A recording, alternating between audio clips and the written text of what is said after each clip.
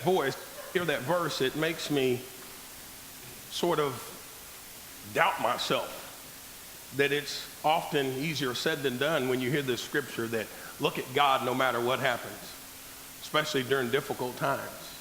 And this is sort of one of them. This will be my second child in the history of our family to graduate from high school, and so it's been joyful and sad all at the same time. But I want to give you a specific story about me growing up, that one of these situations where I lost focus, that I forgot what perspective was most important. So it was in 1983, I was at the Oklahoma Lions Boys Ranch, and I'd been away from my family for about 2.5 years and hadn't visited anyone. And for whatever reason, after 2.5 years while I'm at the Boys Ranch, I decide that I'm going to go home and visit my family for Christmas. Not only that, but I'm going to save up all my money, and when I get home, I'm going to make sure that everybody in my family has something for me for Christmas.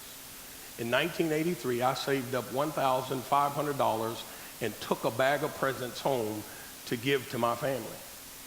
So here I arrive at the front door and go in the house, and we start passing out presents, and for whatever reason, I left my presents outside. And then after we got about halfway through the presents, I thought, I'm going to go outside and get them. So I ran outside, I got the presents, I brought them back in, and I remember one of my brothers loved NFL football, so I got him this book that had all the NFL players' names in it. One of my brothers loved Hot Wheel cars, so I got him Hot Wheels for his car collection. One of my brothers was the neighborhood bike thief, so I bought him reflectors for all the bikes he stole from people.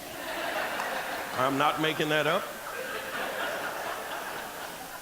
And then I bought my grandfather a pair of socks, a referee socks. He refereed sports, and for whatever reason, I put $1 bill in those socks, and I gave that to my grandfather. And after I'd passed out all those presents, I went back to that spot that I was sitting, and my whole entire family forgot about me for Christmas. And from 1983 until 2007, I hated Christmas. I lost perspective. I forgot what it was all about. 1983 until 2007, I wanted nothing to do with Christmas. See, I had two lessons that should have taught me something that I sort of ignored. The first one was in 1998, my grandfather got brain cancer, and we found out that he wasn't going to make it. Now, my grandfather was my role model. He was my hero. He was somebody I looked up to no matter what. And during the last few weeks of his life, I'm sitting next to him in the bed, and I'm having a conversation with him and telling him how much I loved him. And he said, Alton, I want to show you something. And he took his arms and he moved it over to this desk, and he grabbed this envelope and handed it to me. And I'm thinking, what's inside this envelope? I have no idea. I sat there a second, all of a sudden I reach in, and in 1998, I pulled out that $1 bill my grandfather gave me. And still, I didn't have perspective.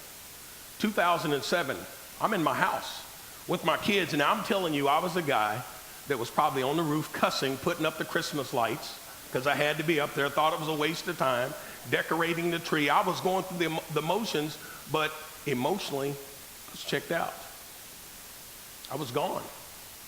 In fact, you could probably find me after present sitting in my room pouting, feeling sorry for myself because of something that happened in 1983.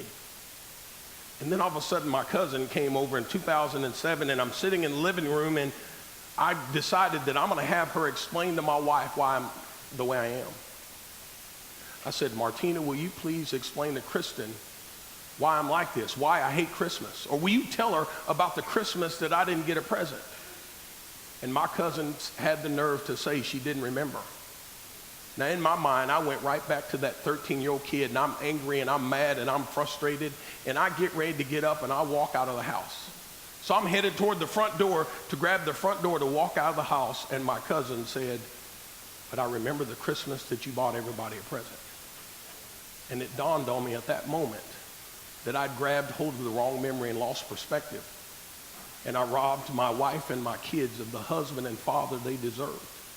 So my encouragement to you seniors and congregation is that we shouldn't let petty things separate us. That we should do everything we can to restore relationships, and that's what it's about.